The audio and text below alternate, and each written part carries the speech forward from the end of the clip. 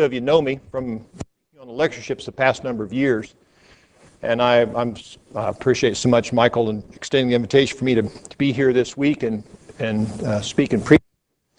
Brother Wendell Winkler has written a series of Bible class books with the church and many aspects of it and salvation. And I had been reading through those in my morning Bible study, my personal study, and Michael came along and asked me if I'd preached in a gospel meeting. I said, well, sure. And I thought, well, what am I going to preach on? And I got to think about those booklets. And that's where all the material has come from. Not directly. I couldn't give you a page number or anything like that. But the general idea and the thinking of it has come from that. Now, a number of years ago, Bible camp, there's a young man, like co-cabin counselor, and he was in the process of becoming a preacher, and says, well, you know, do when you go talk to an eldership, when you sit and talk with brethren after the noon meal, you're grilling the preacher. What do you talk about? Well, you got to have an idea. You got to plan something to present people, a congregation. I don't believe I don't believe that the local congregation is an entertainment society. That's not what we're about. Not some people conduct it that way. But what do we do? I remember a number of years back how people were enthused about the Joy Bus program. And you'll find any number of people that have the plan. And we all know what the plan is. When the preacher shows up, got the answer. Well, it may not be the plan. I would suggest it is a process to begin discussion as to what a congregation does and how we go about doing what it is we are supposed to be doing.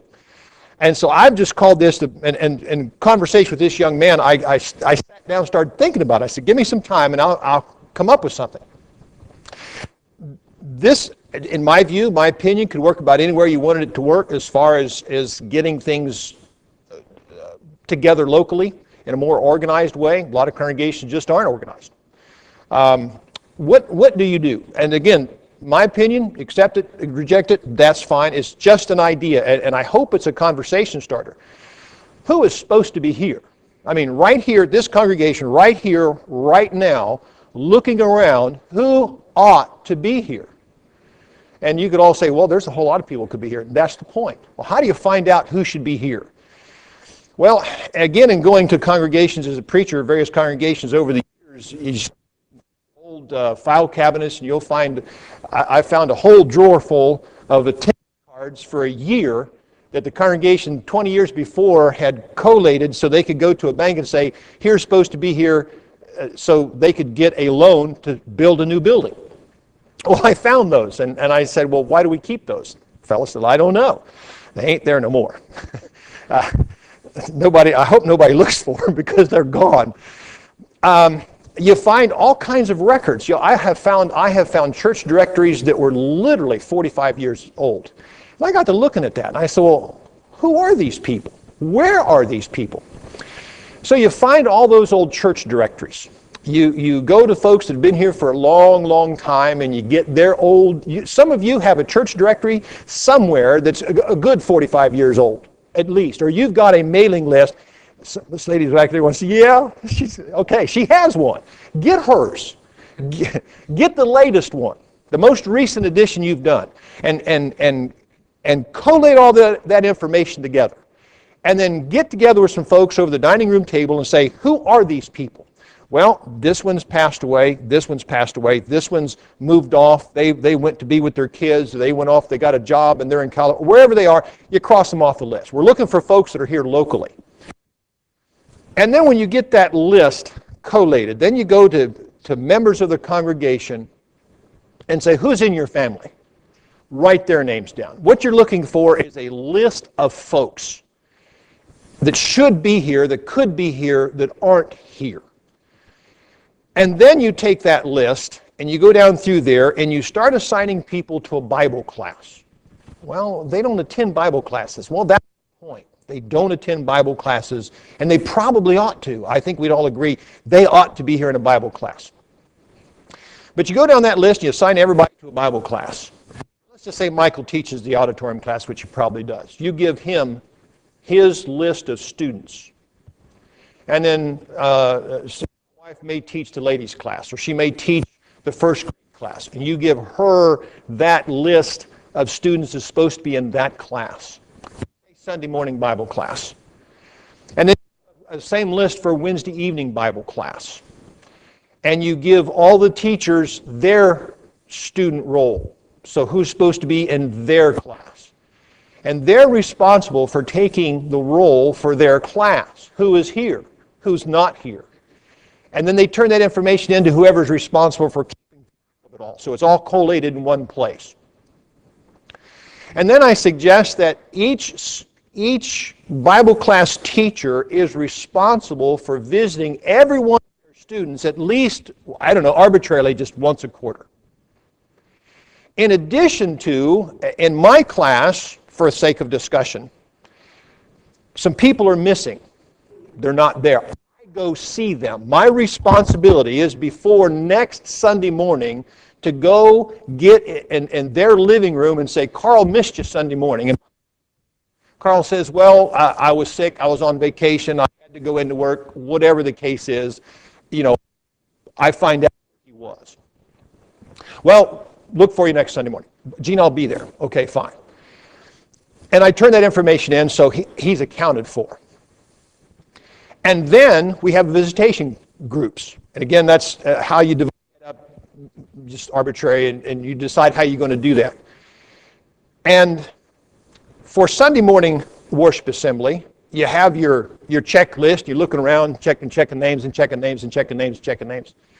And then the people that aren't here for Sunday morning worship, you turn that information in for the visitation teams. Now let's just say that Carl's not here for my Bible class and he's not here for Sunday morning worship assembly. But he might be here for Sunday evening worship services. So he's going to get 2 visits this week. He's going to get a visit for me. And by the way, the visit doesn't take place on church grounds. There's no visitation taking place on church grounds. I go to his house. Even though I see him, I missed you this morning, Carl, I go see him sometime this week because he was in my morning Bible class. And then the visitation team gets his name. And he gets a visit from somebody in that visitation team that week because he wasn't in morning worship assembly. He gets 2 visits. I guess I'll be here next week. I'm going to make a greater effort to be there next Sunday morning and next Sunday worship assembly because I got 2 visits this week. Now, somebody that's not here Sunday evening. Now, I heard the story years ago of an older brother that was faithful. He had his place, and if he wasn't in his place, there was something wrong. Well, so he wasn't there Sunday morning, and he wasn't there Sunday night. Somebody said, we better go check on him. Well, he'd come in from doing some errand on Saturday evening, and he fell and broke his hip.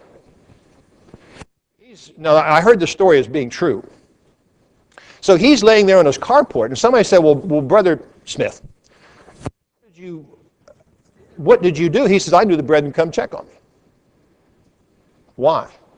Because the brethren come check on us. Now think about that. People come to check on us. If we're not here, somebody's going to come looking for us. That's the point. Why? Because we're members of one of another. We're members of the same body, and we look out for one another. Let's see, where am I on my outline here? So you're taking note, keeping track of attendance for everybody that's supposed to be here. And in the process of those visits, you're going to find out more things about the individual members. There's a whole lot of ramifications to a visitation program. And this is just one process of how you go about a visitation program. But people are going to start feeling a responsibility for being here. Let's just say I'm a businessman, and I move into Pensacola, and I start visiting congregations, trying to find one that I feel comfortable with and meets my needs and all that kind of stuff that we have in making a decision about where we're going to worship. And let's just say, for the sake of discussion, I like the Bellview congregation. So I place membership here. I talk with the preacher, talk with the elders, talk with the brethren, And over the course of a couple of weeks or a couple of months, I decided, you know what, I like that group. I like the way they think, and I'm going to be a member there. I like the camaraderie. I'm going to be a member there. So when I come in and place membership, sign on the dotted line, as it were, I am signing on to everything that congregation does. It's not a smorgasbord. I like this. This isn't Ryan's. I'm going to have a little bit of that. I'm going to have a little bit of that. And I'm going to leave that off over there. I am signing on to everything that congregation does. So when there's a gospel meeting, I'm there. I'm there in Bible classes. When there's a vacation Bible school, I'm there. When the lectures take place, I'm there. My contribution is there.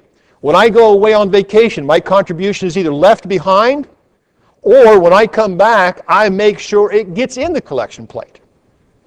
So all of the things, when I'm called on to do something, assuming I can do it. Now there's some people who shouldn't lead in singing. They shouldn't lead in singing. And there's some folks there's some men that when they lead in prayer, I learned by doing some fellows you put to have the, because he'll take 20 minutes at the beginning of the service to lead in the opening prayer, and he'll cut it short to about 4 or 5 minutes because he's thinking of dinner at the end of I was in charge of the order of worship one time years ago, and I learned that real quick. Love the brother, but sometimes there's a time and a place for everything. And so anyways, but everybody, we all ought to have responsibility. And there's some people that are not Bible class teachers, and that's fine. So what we'll do is we'll say, Jerry, you keep track of attendance for us in this Bible class. And my wife, Jerry, would take care of, she'd make sure everybody, she'd check off the checkoffs. She'd give me the information. Everybody ought to have a job. So what I'm saying is when I become a member of this congregation, I am signing on the dotted line. And so the brethren ought to be able to depend upon me to be in my pew at the appointed time.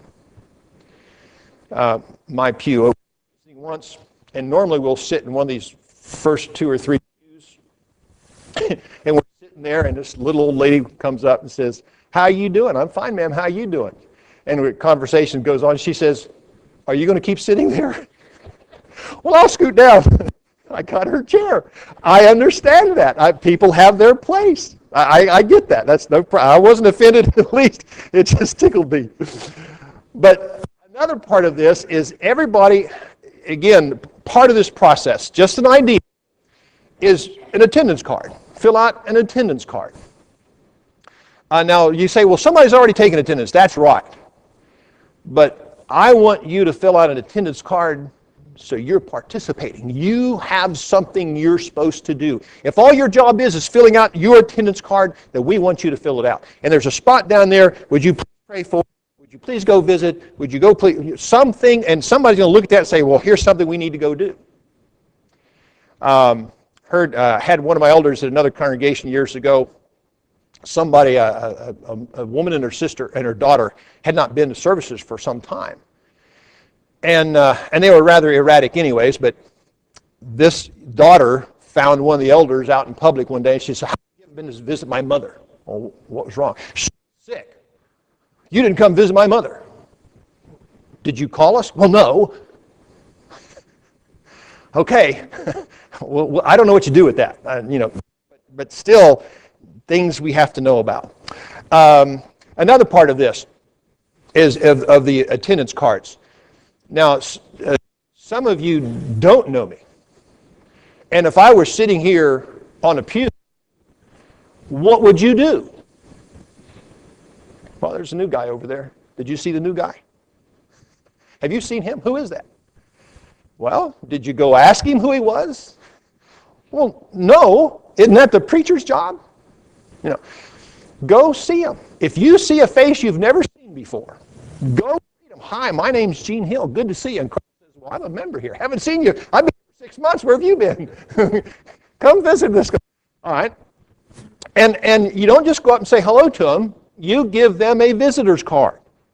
Did you fill out a visitation card? And don't hand it to them and walk away. You hand it to them and give them your ink pen and have them fill it out right now, so you get your ink pen and his card back. Okay. Now, about the sixth time this person gets asked if he's filled out a card, he's going to stand up and say, I'm new here. I filled out a visitation card. Okay, don't ask me again. Friendliness. Up there where we are in Indianola, Mississippi, the thing has come back to me as people over the years, when they come through and they visit us, and they'll tell us that this is a very, very friendly congregation. One of the reasons we come back is because how friendly you are. People say hello. People greet them. People introduce themselves. I've heard of other places that say, well, we're not going back there and visiting and on vacation stuff. We have sat in a congregation and nobody has said boo. Didn't have a little old lady saying, you going to move down? That's my chair. Didn't even get that. And you think, well, what's wrong? Nobody said a thing. The preacher didn't come. Now, I understand when you've got to go see somebody back there that you haven't seen for a while, and you're going to go back there and see. I understand that.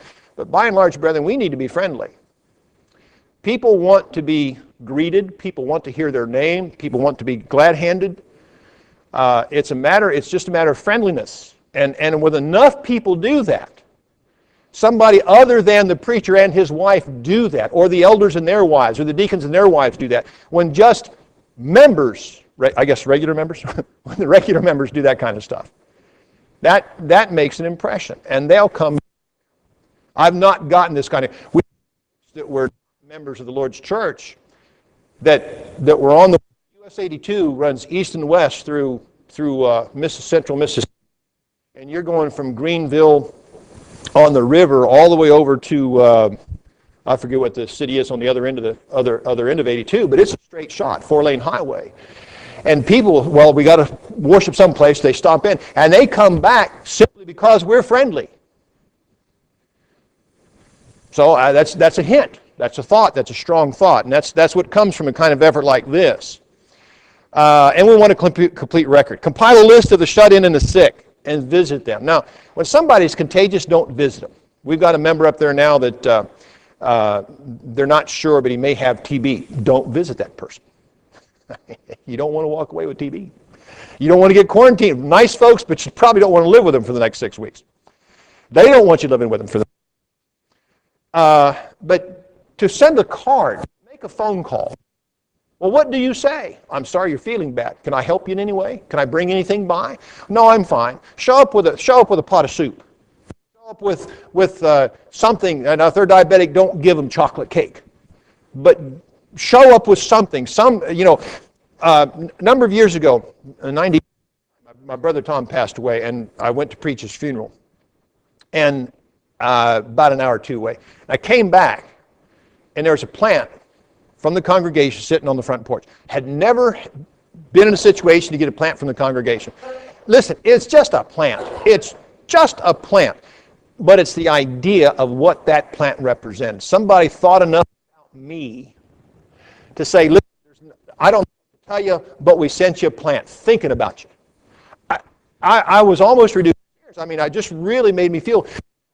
About 2 years ago, I had a situation. I'm in the hospital waiting on them to come get me, and laying there about 7:30 in the morning, and the curtain rustles and pulls back, and here's one of our brethren and his wife.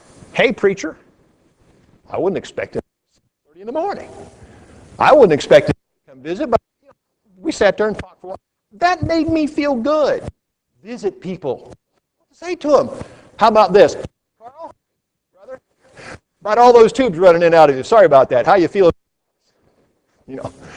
What do you say to somebody like that? Well, I don't know. How you doing? A lot of weather we've been having lately. Probably going to get some more tomorrow too. Sun's coming up. Just talk. They don't care. they're probably drugged up or painful. They won't remember it anyways. But the fact is that you were there. It's relationships. It's relationships. People are looking for that. We have that. We have that. And we can help them find it. Another thought that came to mind along this line is to begin a study class, and I've got down here my outline on Tuesday. You pick, I don't care about the day. The day's immaterial. The time's immaterial. but when it might be the most profitable for everybody to be there. When can we get the most people that are here at any particular time? And that's the time you select it. And then some people say, well, I'd love to be there, but I can't be there that time. Yeah, I know. We'll do it again. Yes, sir. I know. Why that? Plus load of folks that goes around. Yeah. Well, I get that, but but again, it's the idea of if you've got the information and you're putting it out there, and when people are, I read this, and what does this mean?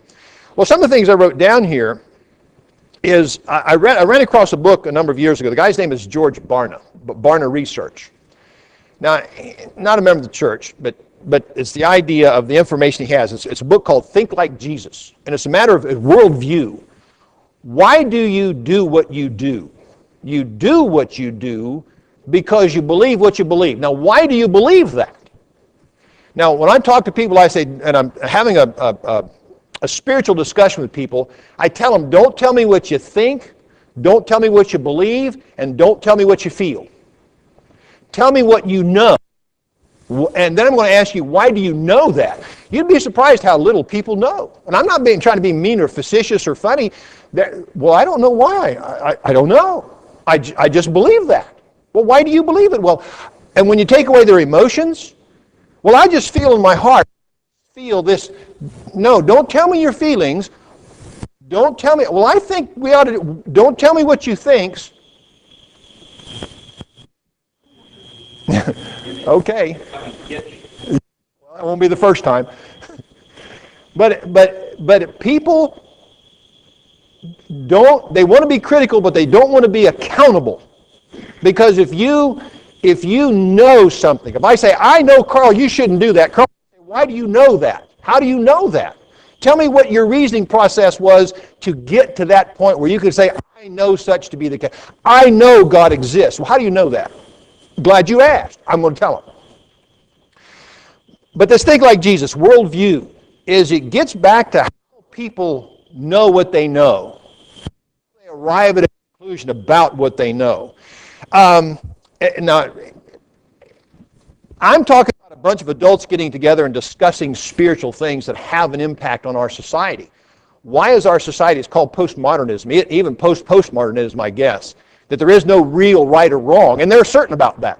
You can't know anything for sure, and I know that. Well, that's just nonsensical, but there's a lot of people that think that way. And I'm just saying that as another opportunity to get together and study things that really matter, along with obviously the Bible classes we have on a regular basis. I've said all that. Once the local congregation gets themselves in some semblance of order and process, then what do we do? Well, what's the work of the church? Well, Jesus was rather emphatic. He's going to all the world, preach the gospel to every creature. That's our job.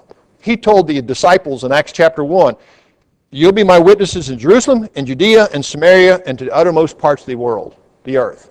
And if you look at the book of Acts, that's exactly what happened. First in Jerusalem, then in Judea, then in Samaria, and then into the uttermost parts of the world.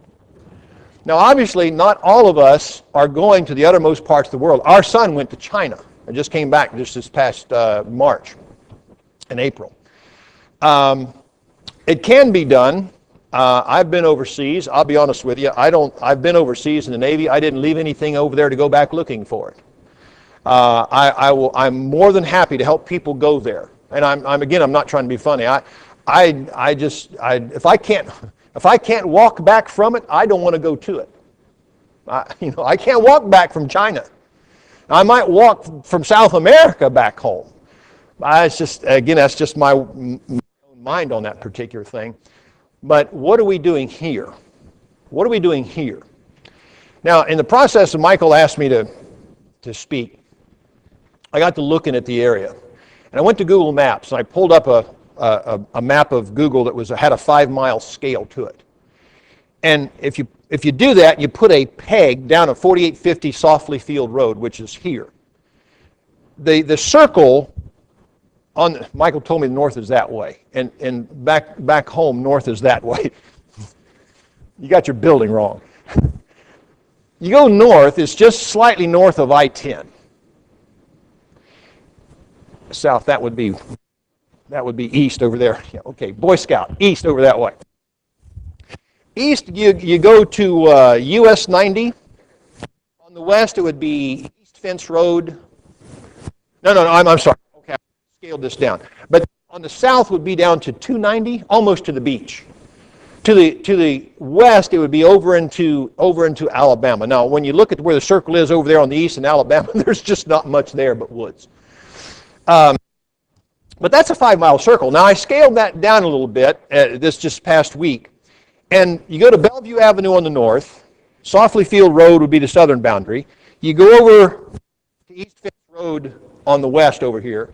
And then on the east would be US 90. That's my note. I wrote that down so I'd get it right. Now, I don't know how many homes are in that area. I don't know how many families live in that area. But that's a place to start. That's a place to start. If we're to take the gospel into all the world, the first place is right outside your front door. Right outside your own front door, by the way. Now, think of it this way. Illustration I gave Michael a little while ago I've used in sermons before. If you're walking down the street and you come up to the stoplight at the corner, you're going to cross the street, and there's some guy standing there and his hair is on fire. It's kind of extreme, but stick with me on this. What are you going to do? Excuse me, sir, but do you smell anything? Yeah, I've been smelling a lot of smoke lately as he pulls out his handkerchief and daubs at his brow, and it's awfully hot today. By the way, did you notice your hair's on fire? No, you wouldn't do that. Of course not. You'd take your jacket off, you'd tackle him, you'd wrap his head up, and you'd roll him on stop, drop, and roll. That's what they told us in 6th grade, junior fire chief training. Why? You put the fire out. All right. He's lost. He's lost, spiritually speaking. Now, I don't know that for sure about. I'm sure Carl's okay, but work with me on this one. How many people in that area that I just described are lost? Probably don't even know that the Bellview Church, I almost said in the Church of Christ. The Bellview Church of Christ sits right here. They probably don't know that. As many times they've driven past this building, they've probably never seen it. It's just like a tree. You just don't see a tree. It's just there. It's just there. You don't notice it. It's part of the landscape. Everybody in that 5-mile circle, unless some of the brethren live there, from our perspective, are lost. Now, what are we doing about it? If their house is on fire? In the middle of the night, you're smelling smoke. My wife elbows me and says, Gene, do you smell that smoke? Yes, I do. And I stick my head out the door and I'm looking around and I see fire flickering on the windows of his bedroom. I'm going to go beat on I'm just not going to say, I better do something. No, I'm going to knock on his door. I'm going to bang on, I'm going to yell and carry on and call 911. Everybody in there to get those folks out. Eternity is approaching for each of us. It's a fact. And assuming that we're all prepared, what about the people that we know that aren't? Every one of us, if you have an email address, you have a mailing list of people that you know, that you can send an email to. I say, Michael, this is Gene. Could I come over, and assuming Michael's local, I'd send him an email. Gene, this is Michael. Gene, this is Michael. Michael, this is Gene. Michael, this is Gene. Need to talk to you. Can I come over sometime this next week? When will be convenient? Tuesday or Thursday? Give him a choice, Tuesday or Thursday. Would 7:05 or 6:01 be better for you? Why did he say 7:05? He remembers 7:05. He said 7:05. He said 7:05. Did he say 7 or 8 o'clock? No, he said 7:05. I remember 7:05. You remember that. Well, what does you want to talk to me about? Well, that's what I want to talk to you about. Okay, well, come on over. Well, you say, preacher, I don't even have a computer. Well, you've got a list of contacts. You want to call your brother John or your Uncle Ned or somebody, Aunt Susie. You've got a list, a notebook of names, addresses, and phone numbers. You've got that. And that's what I'm saying. And my Google Mail list is about 394 people. And I really don't know all those folks, just people's addresses and stuff I've gotten a hold of over the year and want to keep record of. But we know people. All of us knows people. You know 5 people. You know 5 people locally that you could talk to and invite to this gospel meeting this week? And you've seen the advertisement for it, so you know what I'm preaching on. And there's something on there somewhere for somebody to say, well, you know, they probably need to hear about that one. I want to make sure they're here that night. Put their name on your prayer list and pray for them. I mean, put them at the top and pray. Mention their name. Do that 2 or 3 times during the day. When you're saying grace, and you all say grace over your meal, I know you do, mention their name. Do that more than just a couple times during the day. Before you go to bed at night, mention their name in your prayer and call them. Not before you go to bed. If you go to, like me, 11 o'clock, don't call me 11 o'clock at night. Unless it's an emergency. That's fine. But you know folks like that. We go to 9:45? Okay. Now then, church growth. If somebody moves into this congregation from an area congregation, for whatever reason, they show up, start worshiping here. Has the church, not this congregation, has the church grown? The answer is no. Now, illustrate that. If you bump your head and get a knot on your head, now your hat size might increase, but would you weigh any more? Well, the answer is no, you wouldn't. Your body is just swelling up in that particular spot. So I'm not talking about the church, the congregation swelling. I'm talking about the borders of the kingdom being broadened, about people being added to the church that weren't members of the church, which would be what they would be. A sign of church growth isn't a contribution increase. A sign of church growth isn't that mere shift of members from one place to another. The contribution may be an indication of something, but it's not necessarily of church growth. Maybe it's individual growth.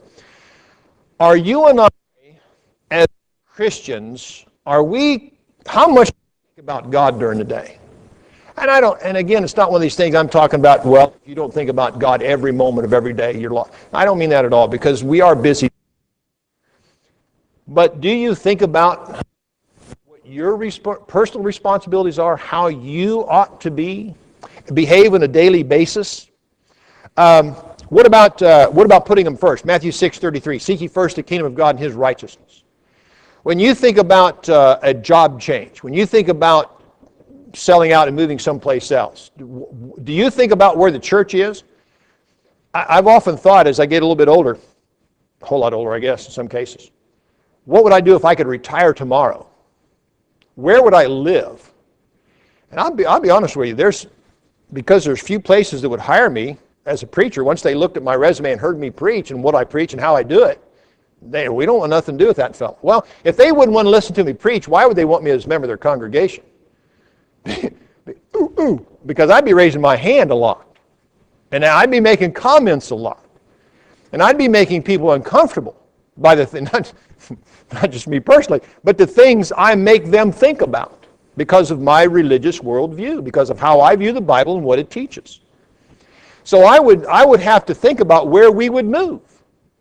And those places and there's congregations that I've preached for that I couldn't go back to because of, I guess I just didn't make that much of a dent when I was there. And I feel bad about that, but you do the best you can. How do we treat one another? As Christians, how do we treat one another? Now again, even Jesus seems to have had his inner circle.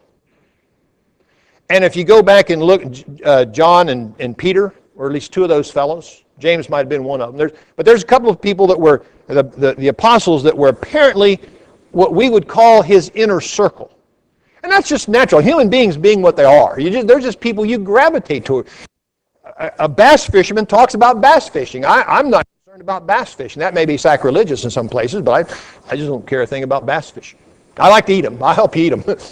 I'll be glad to eat them. I'll even buy your bait if that comes down to that. But I just don't talk about bass fishing. Bass fishermen do, and they gravitate to people that talk about bass fishing. I get that. But by and large, when towards one another, you get aside from the familiar, from the things we enjoy doing, then you get into just the general relationships as a Christian, and how do we treat one another? Invite somebody over for dinner that you haven't invited over before. Invite them over for dinner. They'll be shocked. Well, do we take the invitation? Of course we do. I'm always open for dinner, so I'm always open for that. And once I start eating, everything just kind of fades off into the background. What about indications of concern for the needy? How do we take care of folks that are in need? Now, obviously, individual members, we have to take care of our own families first. Paul tells us in Galatians 6 and verse 10, is you have therefore opportunity to do good unto all men, especially the house of faith. So you got two circles of people there. You've got all, and then you've got the household of faith. We take care of the brethren first and everybody else next. And having been at the church building in an office study situation, people come knocking at the door. After a while, you learn who you're going to say no to. If somebody shows up at the door and he smells like a brewery or an ashtray, I'm less likely to help that person. Because if you can spend almost, well, I guess the cheapest pack of cigarettes I've seen advertised is about $4.50. There might be cheaper. I don't know. I don't care about tobacco, so I don't know about that.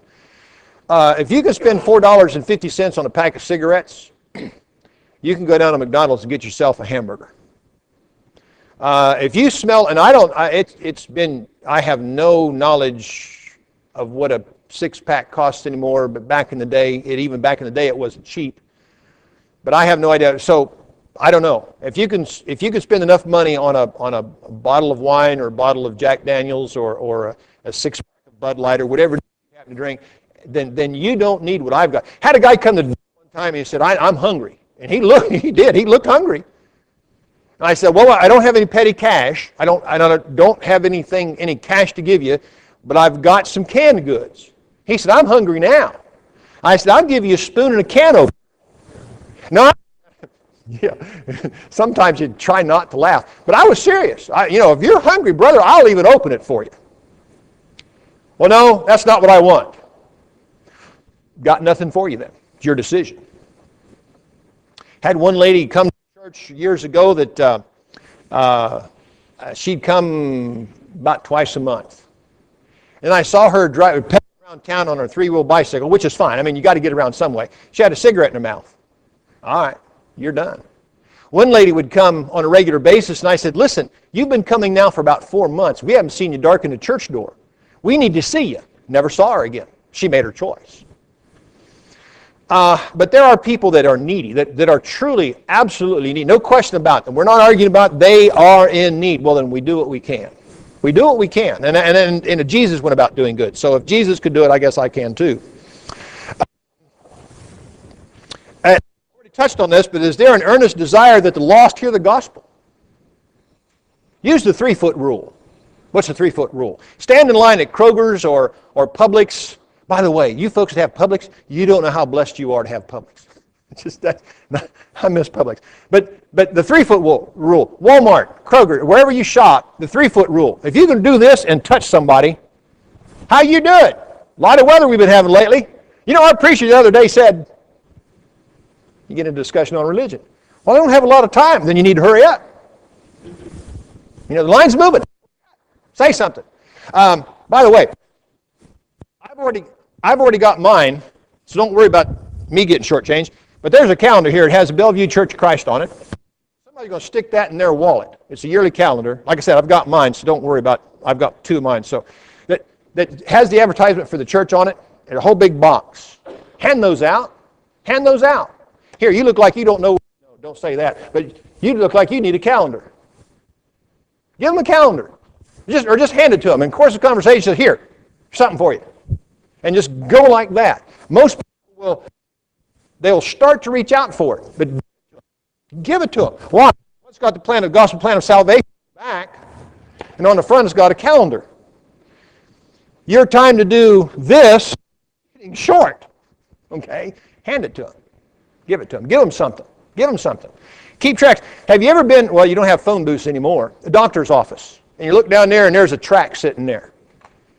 You got a pocket full of tracts?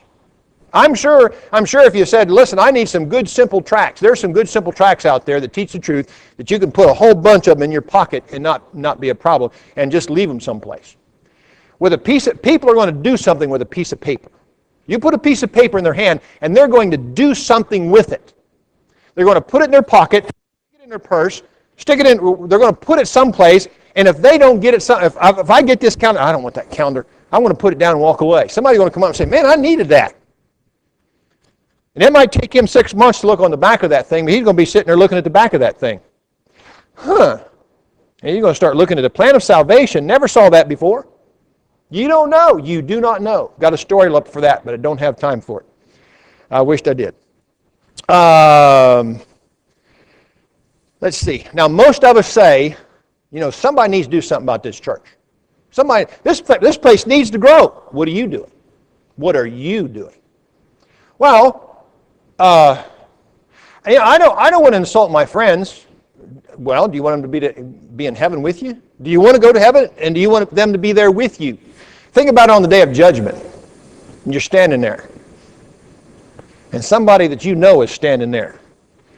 And they look over and they see you standing there. Why didn't you tell me about this? Well, I didn't want to irritate you. Well, just think how I feel now. Everybody's going to spend eternity somewhere. I'm going to talk about it briefly in my lesson this morning. And we're all going to be...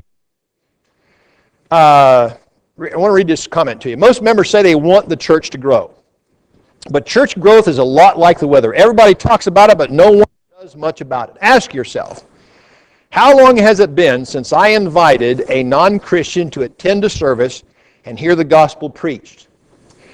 It might be surprising how many people in your city or community have never been personally invited to attend the services of the Lord's church. What are you and I doing to help the church grow? Just invite somebody. Well, I've invited everybody I know. Invite them again. Michael and I were talking at dinner last night about how many callbacks a salesperson has to make a sale. You get a whole lot of no's.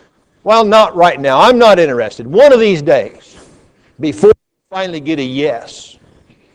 And you know when something has happened in their life that they are a cork on a stormy sea and they're looking for something to hold on to.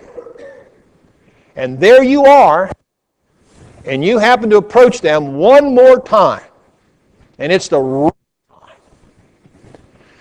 There's been people that I would have liked to have talked to before they went off into eternity, and it's too late. Gospel preachers I'd have loved to have gone, I'd had the opportunity. Well, I'll listen to them when they come back next year. Didn't do it. And I missed an opportunity to listen to them at the first time in person. Life is like that. Life is what it is. And brethren, we need to be about our Father's business. Eternity is approaching. I hope this has helped. I'd be willing to talk to you about more if you're interested. I'll be around for this next couple of days. Thank you very much for your attention.